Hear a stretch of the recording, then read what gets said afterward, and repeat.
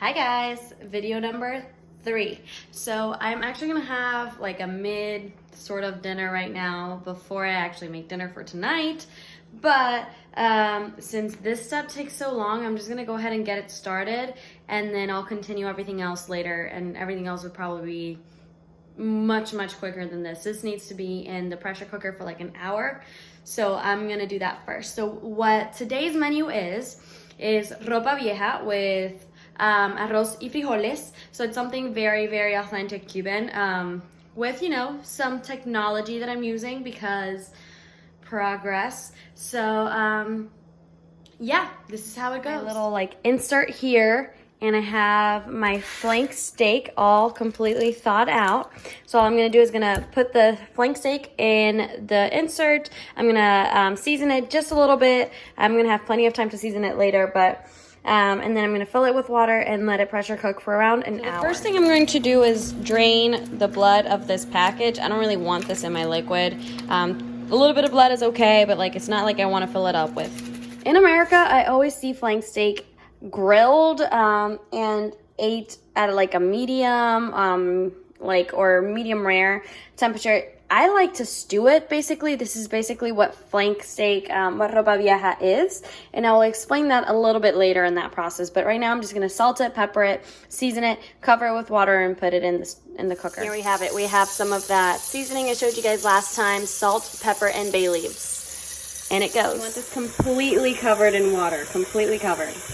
Instead, we're gonna put it on a meat/stew, and we're going to let it go. Trying to find a good angle in this kitchen is like really hard because the lighting, I love my place because like behind it, it's like foresty, so like I don't really have to deal with people and stuff, but the lighting, there's not a whole lot of light, and it's like, what time is it? It's 5 o'clock and it's already like dark outside.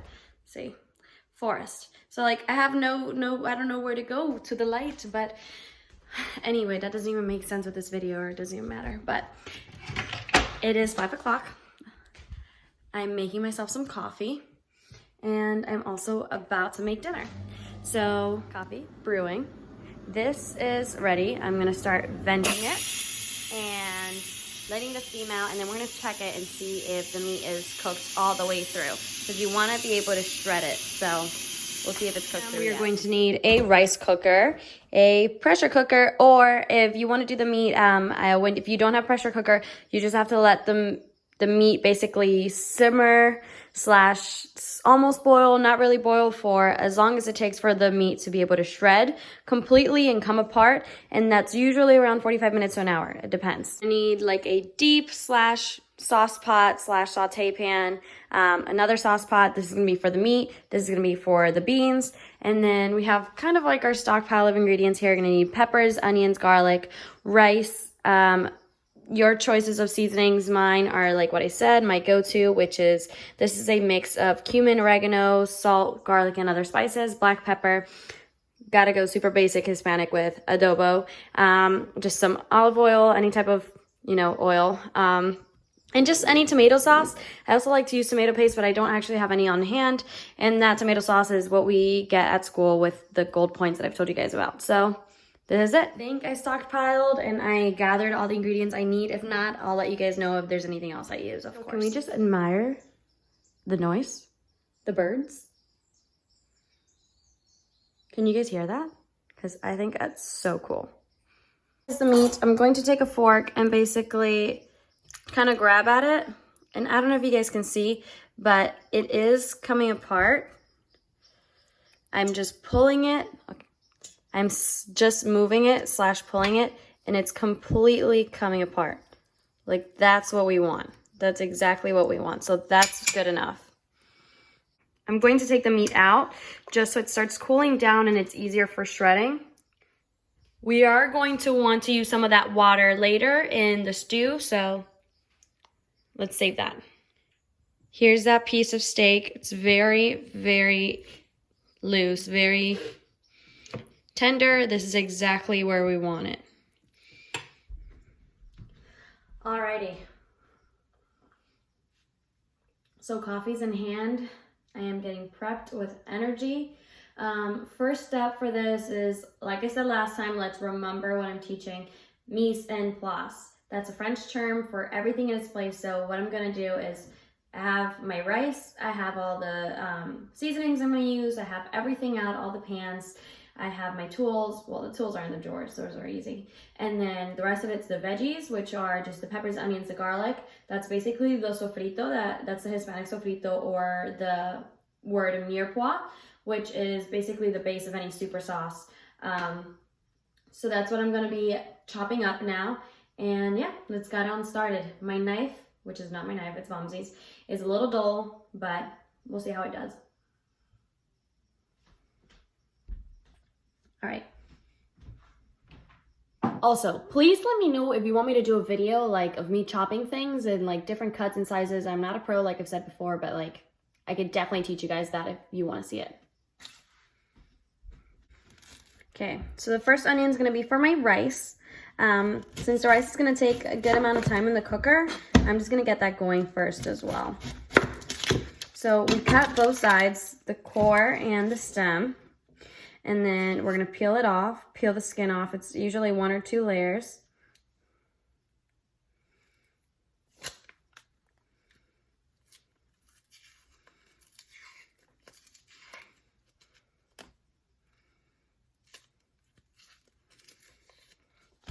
Perfect. For the rice, I'm going to do a very small dice because the rice kernel is already really small, and that we just want to stay with the same pattern basically. This is not like a fried rice where you want different types of patterns. Sorry. It's not like fried rice where you want different types of patterns. So this is the core right here. We're going to cut straight through that. Just going to go and cut down. And then that core part, you want it to be behind you. So behind you, and then you turn it to the right. And then you're gonna make little incisions the size of, it's a 1/4 inch if you guys know what that is.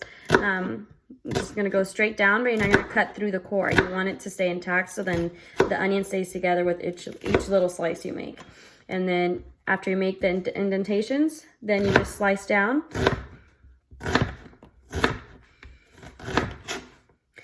And you got little pieces. So I can do a much deeper course into this later on, so please comment, please let me know if that's what you want. I'll do whatever you want. I got you. So in my rice cooker bowl, I'm going to add 2 cups of rice, and in turn, I'm going to add 2 cups of water. And in addition to that, I'm gonna add just a tad more, probably about a cup more, which is a 1 to 1.5 ratio. To that, I'm going to add just a tad bit of oil to make sure it doesn't stick together. And then I'm going to season it well with salt. Add a good tablespoon and a half, whatever it takes. And then I'm gonna add those onions.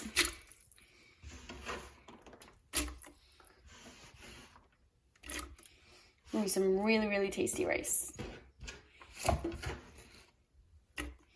Then I'm going to stir all of this up.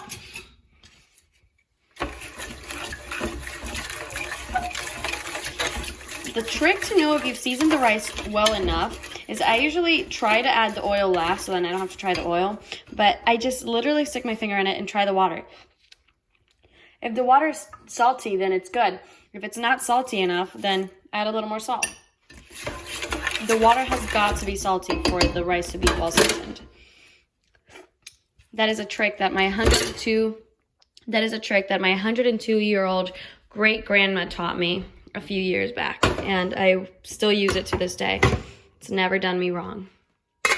Lid on, set to cook.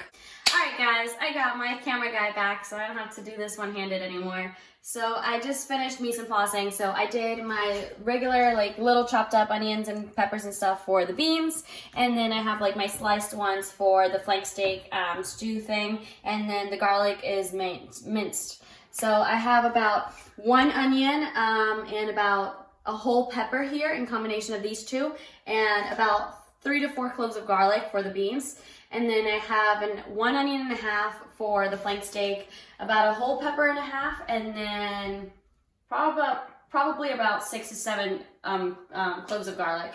And then, Vamsi, you bought the flank steak. How many pounds of that? It was 1.75 pounds. 1.75 pounds. So usually I do 1 pound, but I wanted to do more this time because it's never enough. Like, people eat this like crazy. So what we're gonna do next is rip up the flank steak, and then we're gonna be ready for cooking.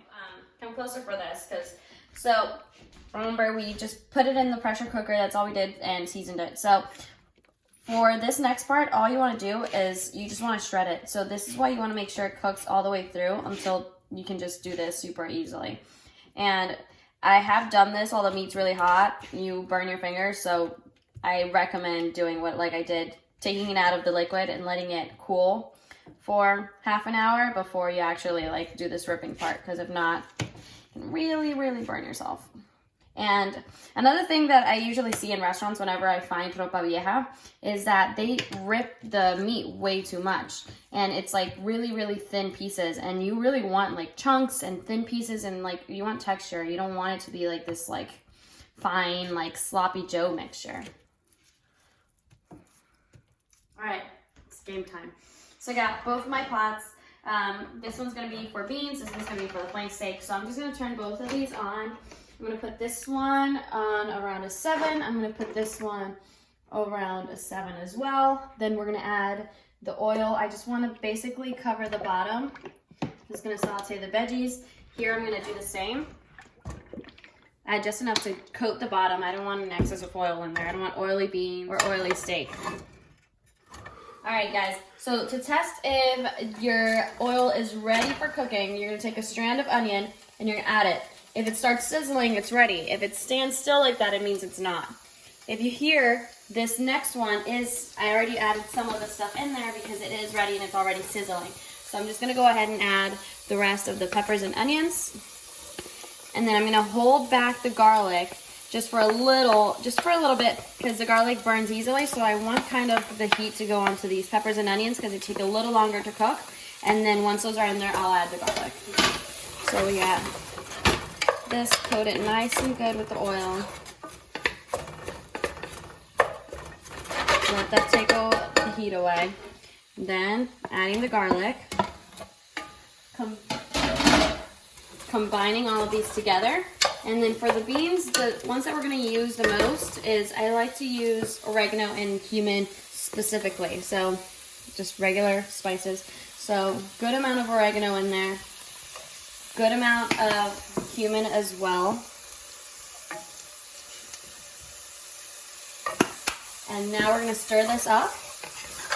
We're going to lower the heat to around about a 6 and just let this cook in there. Now, if we look at the other pot, the onion slice is finally sizzling. That's where we want it to see. So now we know that we're ready to add the actual stuff and let it cook. So I'm just gonna slide the oil around a little to make sure everything's nice and hot, and then add the onions. See how this is hear that? It's a very slight sizzle. We don't want it to be super hot and have everything splashing at you. So I'm adding all the peppers. I'm just going to add everything at once. This is something we're going to be cooking at a lower heat. So once our oil is hot, we're just going to lower to about a 4/5 and then mix these well together.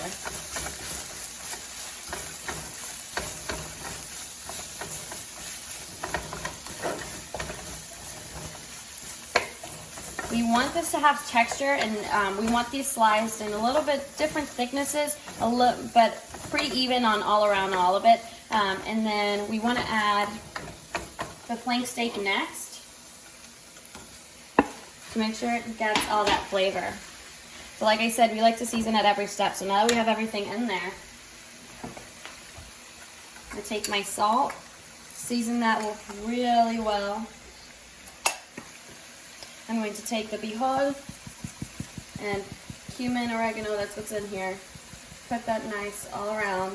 And then, like I said before, I'm going to be a basic Hispanic Latina and add that adobo because can't go wrong. Alrighty. After that, I do usually add some tomato paste. Make sure you keep an eye on this other pot. You don't want anything to burn. You want it to cook slightly. See how the onions are becoming translucent? When the onions have that color, they're becoming translucent. That means that they're all the way cooked. So we're not there yet. They're still pretty opaque, but it's coming along. And this batch over here, we usually add tomato paste, but I don't actually have any. Forgot to buy it. So I'm just going to add tomato sauce. And missing the tomato paste isn't going to be a big deal. And this, I just use whatever tomato sauce I have in hand. It's not a specific one. I'm going to mix this all together. And then remember how I said to hold that liquid from what we cooked everything in? That's what we're going to add next. So I'm going to add about 2 cups of liquid in here.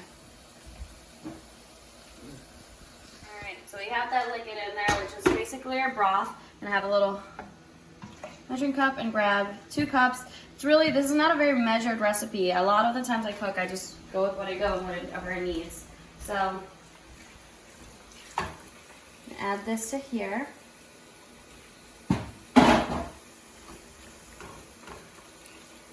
Allow this to immerse itself in the juices.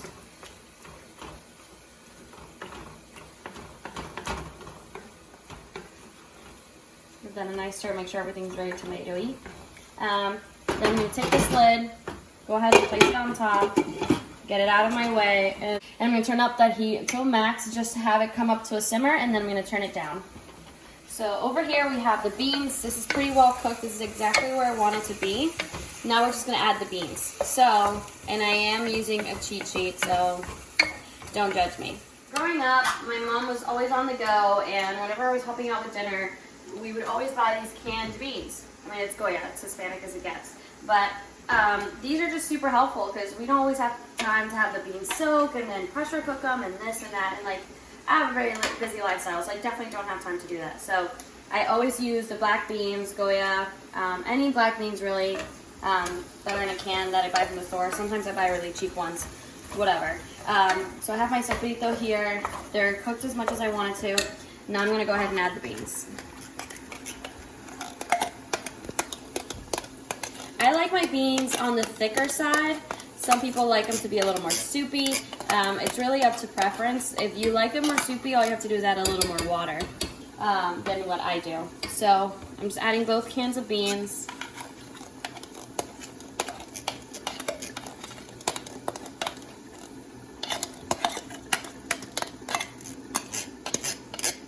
And then what I do is, you see there's always this like leftover residue in there. That's all flavor. That's all bean flavor. So I always just fill the same pan about halfway.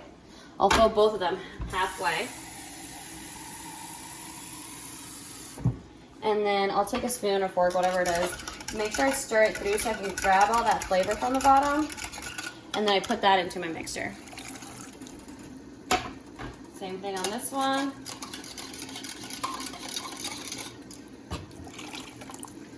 And that's it for that. What we want to do to this is we want to put this on high and we want to bring this to a boil. Once it hits a boil, then we're ready to season. So putting that, not on off, on max, and then we're going to bring that to a boil.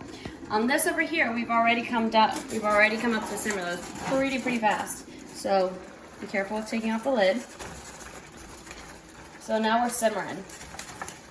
The simmer is when we have these little bubbles coming out all over the place. These little bubbles, that's a simmer. When it starts rolling, that's a boil. We don't want a boil, we want a simmer. So I'm just gonna put this down to a 7, take the lid off to make sure it's not too much steam is creeping up in there, and then just let this cook. And that's the thing with stews, you can just leave them on and they'll just become more flavorful. There's not really a way to overcook this meat. So just leaving it on there. I usually like leaving it for about 15-20 minutes, and after that I just taste it, season, and that's pretty much it. So I've gone ahead and just added a little bit of pepper to both of these just to clear out my space and put everything away. So I've just added pepper. This is still cooking. This has yet to come up to a boil, but once this comes up to a boil, you can pretty much turn it off and then season. And I will show you guys how I do that, but just letting you guys know. So now it's just a waiting game. You're on camera. You're on live. Hello, everybody. This is what I do in the waiting game. Stuffs her face. I eat. Here, you can hear her eating. You judging? Hear her eating. What are you doing? We have come up to a boil. So we are turning off. So when liquids are this hot, they're really hard to taste because of how hot they are. So be really careful. But you can easily hide, it can be misinterpreted for there being more or less flavor than there is because of how hot it is. So when trying it, be really, really careful. So I grab it, make sure, cool it down.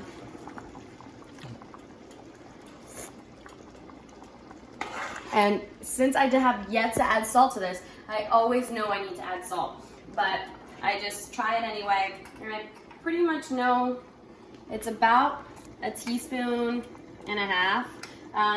But it's really up to your taste. I mean, tastes are subjective. You do whatever makes you happy.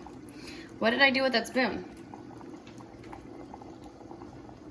What the heck? Did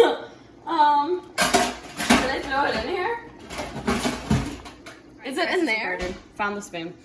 It was in there. So I grabbed a new one. Okay, so trying it. That's perfect to me. The last thing there is I am going to continue cooking it because I don't like it when it's this soupy. I do want this much water because that's what I want it to cook in. But what I'm going to do is I'm just going to put it on about a 4, which is just a very low heat. And while the stew is stewing, I'm just going to keep it in there, let it cook, let it reduce. And there's really not much else. I mean, it's ready. I just want it to be a little thicker. Then this, we're just going to move it around because the liquid is evaporating and it is already thicker. If you guys can tell, there's not as much liquid in there anymore. So I'm just gonna move this around, try the meat, and then see what else it needs. All right, taste tester. Tell me what you got.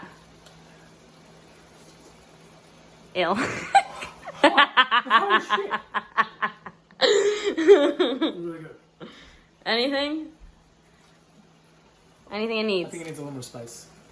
There's no spice in Cuba, you idiot. There is spice in Cuba, but that is a really common misconception that I'm going to go ahead and clear up. We do not like spicy food. We like tasty food. We do not like spicy food. We are odd. I don't know in what way. Everybody always think that every Hispanic likes Hispanic.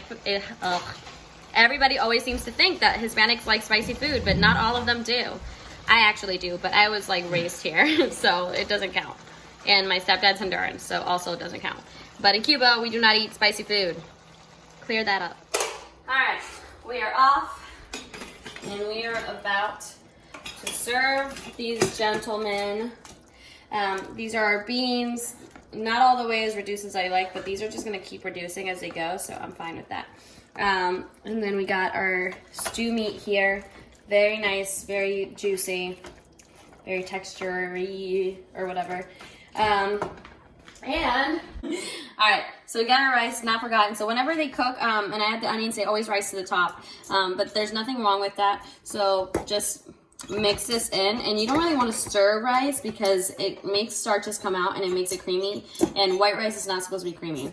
So you just want to kind of shake it up a little and fluff it up so the steam can come out of it.